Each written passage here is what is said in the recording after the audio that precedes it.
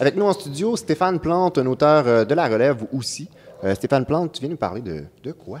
De mode masculine. De mode masculine, oui, j'avais oublié. C'est quelque oui. chose... écoute, regarde-moi, hein, tu vois bien que je ne suis pas la mode masculine. Ben, j'allais te demander si tu savais que c'était la semaine de la mode, mais à voir ton chandail, je pense que je t'apprends quelque chose. Oui, ben, on a fêté ça un peu partout cette semaine, dans les grandes capitales mondiales de la mode, Milan, Londres, Paris, Repentigny. Je sais, c'est très peu connu, et pourtant, sur le plan économique, l'industrie de la mode est un joueur considérable. La confection de vêtements, par exemple, ça donne quand même de l'emploi à des millions d'enfants dans le monde qui seraient obligés d'étudier sans ça. Ouais. D'ailleurs, en Asie du Sud-Est, c'est un secteur d'emploi presque aussi important que la prostitution juvénile. Ça sera le sujet d'une autre chronique. En partant, quand que tu gagues avec une prostitution juvénile, moi, ça me fait rire. OK, bon, j'ai passé le test. Tu me permets, moi, je vais parler de mode masculine. C'est un sujet encore un peu trop négligé. Je dirais même que la mode canine a supplanté la mode masculine.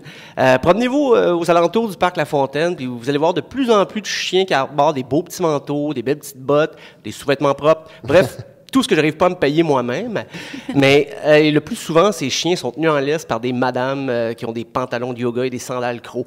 Et le débat perdure, est-ce qu'on dit croc ou croc? On dit rien, puis à go, on arrête d'en acheter. Et des pantalons de yoga, soit dit en passant, c'est pas parce que tu les payes 220$ chez Lululemon que ça va bien à tout le monde. Sur ce, oui, mais qui pourrait se définir comme le porte-étendard de la mode masculine? Ben, je vais casser ça en partant, c'est pas Jean Héroldi.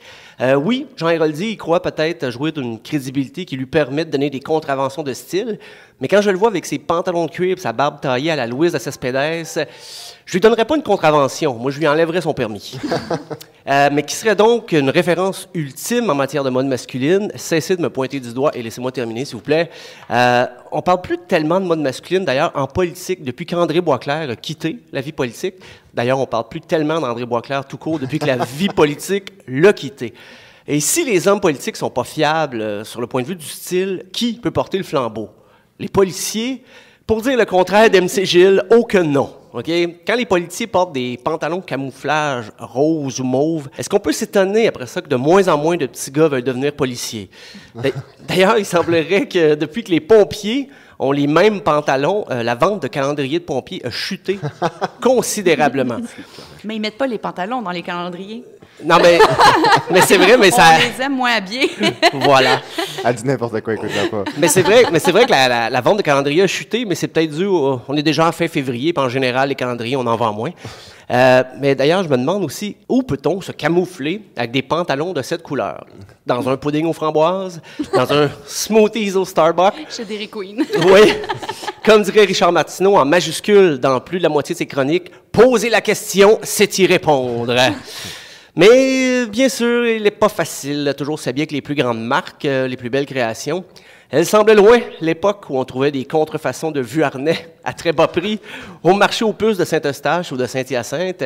Et ils étaient ressemblants à s'y méprendre, ces chandails Paulou de Ralph Lauren. Mais en terminant, je sais que tout comme Lénine, vous vous demandez que faire. Moi, je suggère ni plus ni moins un code d'austérité, mais sur l'apparence. Oh oui, parce que Kim Jong-un, lui...